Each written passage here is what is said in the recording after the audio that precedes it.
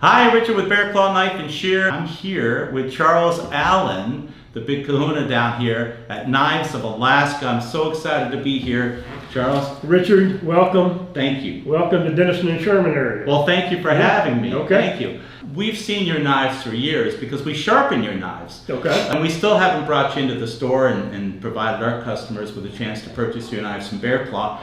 And I honestly don't know why that is, but I'm really excited to be here because we're finally going to do an initial order here, stocking order. We're going to get you into the store so you folks out there can buy these really nice knives. We're going to go on the long tour, but before that, I'd like to ask Charles a few questions, if that's okay. Go ahead, shoot.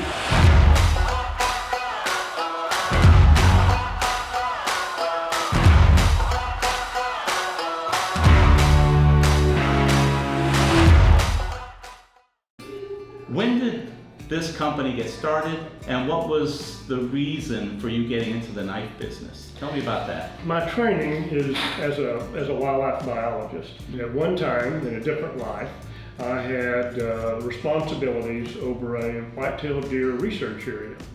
And this is when I was the wildlife programs manager with St. Regis Paper Company. Mm-hmm.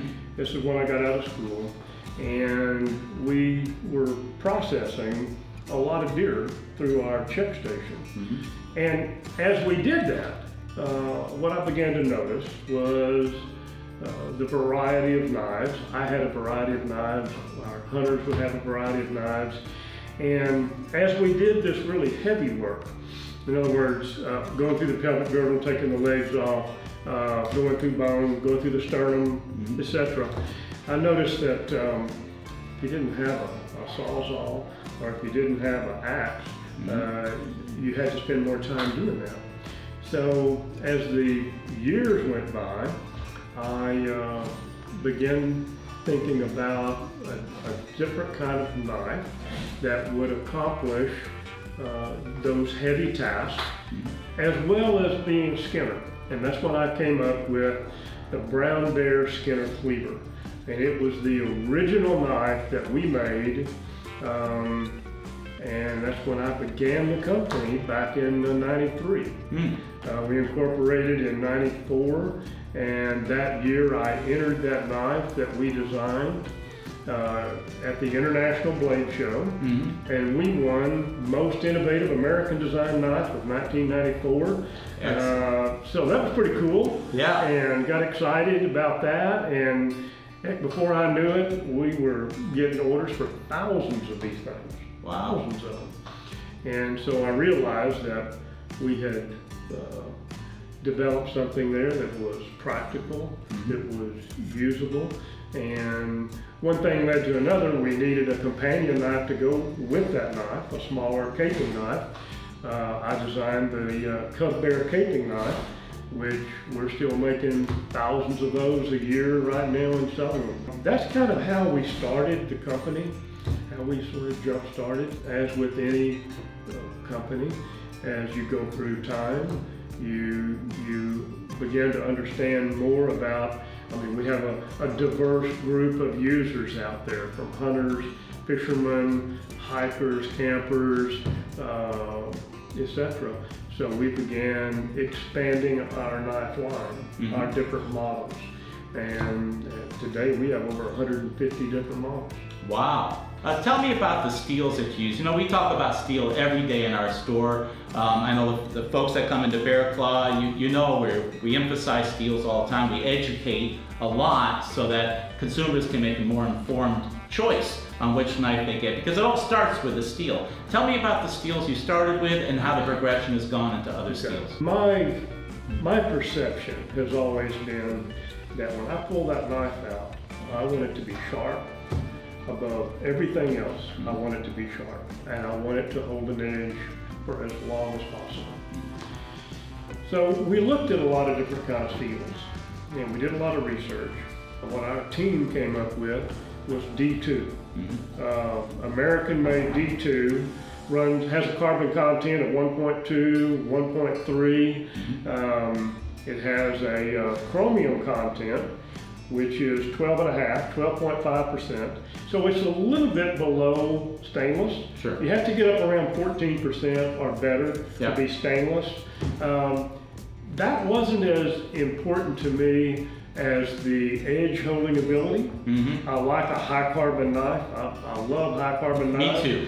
They Yeah. those carbides are hard, and you get them honed right. They stay sharp. Sure. They're tough, and D2 has that reputation. High in vanadium, it's a real tough edge. Has a little bit of vanadium in it, a little bit of moly in it. And if the heat treated right, great edge retention. It is. Great edge retention. And so that's an American-made steel that we love, and it's our primary steel right now today. Yeah. It was 26 years ago when we started the company, and it's still our number one steel today. We also use 440C. We don't particularly care for the A and the B because it just doesn't have enough carbide in it to really hold that edge. I Long agree. time? I like 440C though. It's easy to sharpen, and 440C it's a is a really good nice edge. Runs around Does the job. 16% chromium. Yeah. Runs around 1.2 to 1.5% carbon. So it's a good tough steel. Yes. I can't get the Rockwell up quite the way I do D2. I'm going to run my Rockwell on my D2 knives around 59 to 61. That's great. Where I like them. Yeah, that's Okay. 440C usually around 59. Okay. And then we also use some of the particle metallurgy steels. We use CPM S30V. S30 has got a good reputation. Sure. It's high in chromium. It's right up there with that 14-15% chromium. And it's also got the 1.5, 1.6 on the carbide. And it's got a little vanadium in there. It's a good tough steel. I love the new powdered steels and the CPM steels. CPM stands for Crucible Particle Metallurgy. It's crucible. It's a U.S. steel. Everything about these knives are all U.S., aren't they? They're all U.S. We use all U.S. steel, all U.S. made. We've always made them in the U.S. and we always will. We really like that. Nothing against our foreign folks out there who are making knives. We carry a lot of knives from a lot of countries, and some of them, actually all the ones we carry are really good, but there's something about a U.S. knife, isn't there? The fit, the finish, the quality of the heat treat, the quality of the steel. You know what you're getting from a U.S. knife. And so we're really proud of our U.S. knives. We're going to be so excited to add your knives into our collection. And we're excited to be there. So tell me about some of the handle materials. I noticed several different handle materials out there. We use probably our number one is Santoprene, which is a 3M product. It's a rubberized material. Feels good in the hand. Tough, rubberized, kind of sticks in your hand when it gets wet. You know, I've spent a lot of years while we were doing this, our manufacturing operation. We also had a fishing and hunting lodge in Alaska. And that's where the name Knives of Alaska came from. I mean, if I had a nickel for every time somebody said, Knives of Alaska made in Texas. I said, what's the story on that? I said, well, I'm a pilot and I'm a master guide in Alaska, and that's where we did all of our prototyping.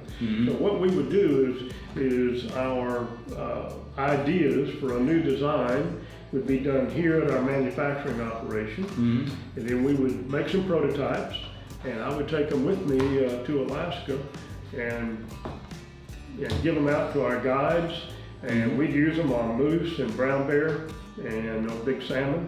Yeah. And we'd find out in a hurry what works, what doesn't work, where something needs to be tweaked. So that's sort of how we got the name Knives of Alaska. You still have that place up there in Alaska? Just divested ourselves of that 2 years ago. Already. There goes my trip to Alaska. You know, I miss flying up there, and Yeah. I miss working with the people. It was a great opportunity to see some of the wildest country in the world. I love Alaska. Yeah. I'd like to see the factory floor, meet some of the people that work back there. Sure. Would that be okay? Oh yeah, sure. Why don't we? If there's Why don't we anything go back there? proprietary, you know, Yeah, why don't we go back there and look around? I like it. I think that's a great idea. Let's show Okay. people how these knives are made. Okay.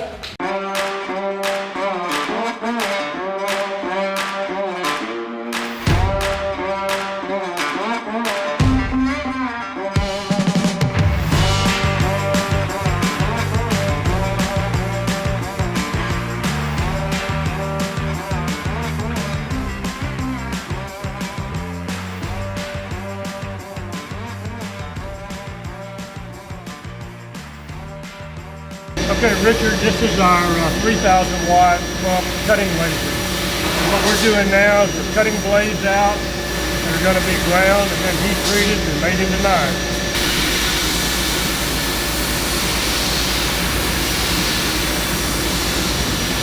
That's the gimping right there. You saw it jumping? So that's cutting the gimping in there. Yeah.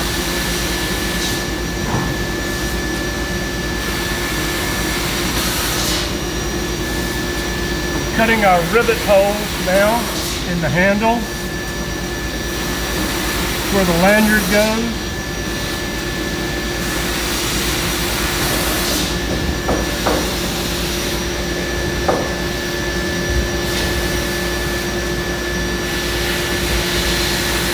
Now we're going to cut the blade out.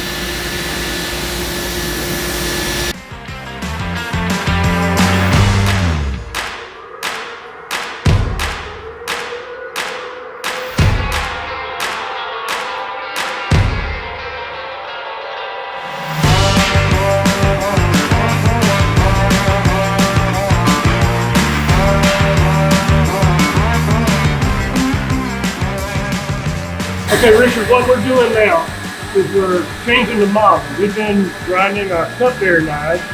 We just finished that project, and we're going to our summit.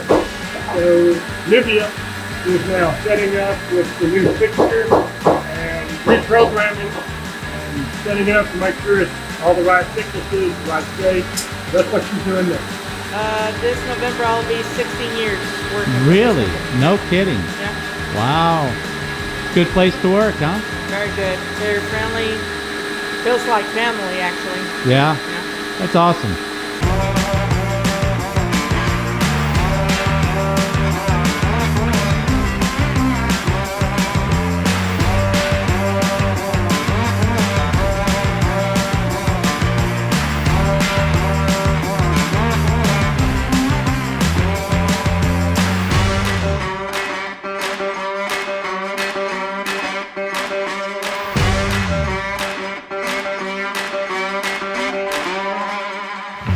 We're heat treating our cupbearers that we've ground on the Siegmann grinder, and we just went through the sequence, the heat treat sequence. We're about to pull those out right now. Then we'll let them cool down to between 125 to 150 degrees. Once they get at that point, then we'll put them back in the ovens and begin our drawdown. So we'll bring the blade down 5961 on the Rockwell hardness scale. That's going to be a good quality blade for the hunter, the outdoorsman. And that's the process we're going to do right now. We're about to open that door up and take a look at it.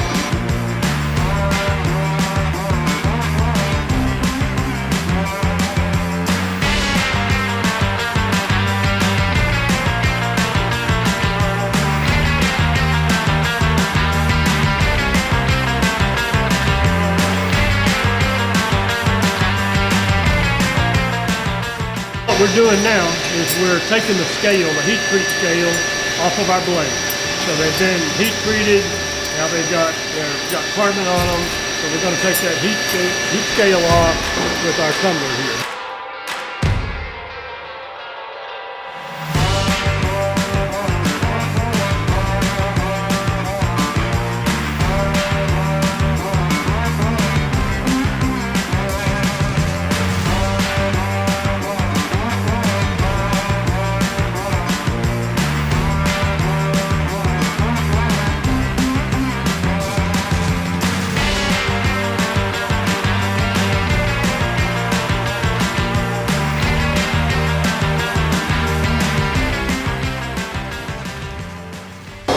Okay, at this point, cut the knife out on the laser.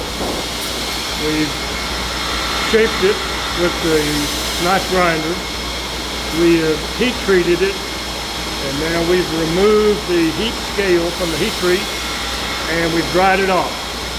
Now what we want to do right now, we want to check our Rockwell. Okay, so let's go back here and just pull one knife out randomly. Let's go back and check our Rockwell. What the Rockwell tester does it has a diamond tip right here, and it measures the force that it takes to make an indentation into the steel, and that gives you a reading on your scale. and it's called the Rockwell Hardness Scale. And that's a measure of quality, one of the measures of quality that we use here. And we're going to check the Rockwells, make sure that we're good all the way through. And again, on D2, these blades like this, we like to run around 59 to 61. That's ideal. So let's see where we are.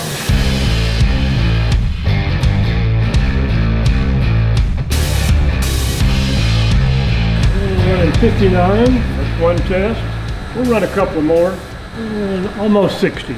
So that's pretty much perfect for that little caping knife right there. That's what we want. So we're in good shape.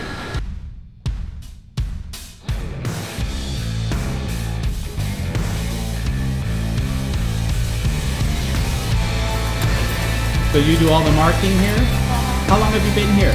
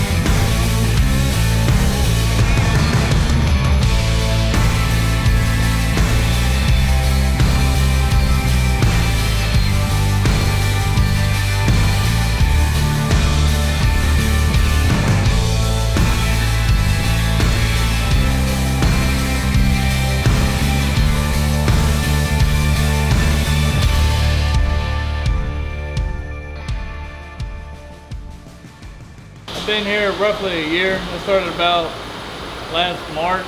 Yeah. So I've been here for a little while, and I'm kind of still doing college, kind of part-time. Just That's kinda cool.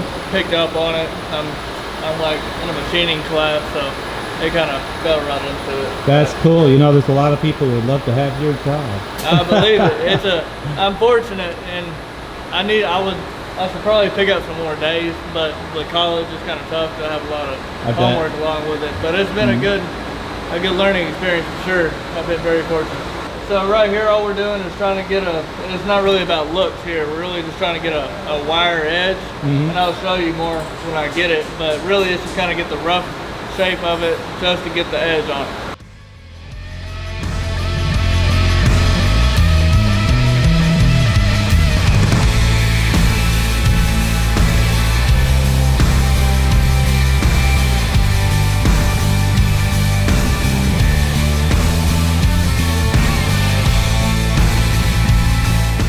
This is the slack bow, and this is where we kind of get the finishing edge on it, and then this is where we pretty it up, get the tip even, and kind of bring that wire edge not completely off. You want to keep it on, and then later on when we take it to the cardboard wheel, we'll knock that wire edge off and make it all pretty. So it's kind of the finishing touch to it.